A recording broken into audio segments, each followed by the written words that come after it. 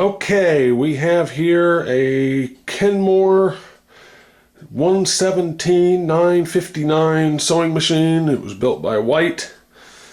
Start up and run. This machine has just been rewired, and it had been in storage for decades. It was very, very, very dry. There wasn't a drop of oil, grease, or crud anywhere in this thing. I had to completely disassemble it, but now it is running. Note that the presser foot is up for this test so that no damage occurs. And here we go.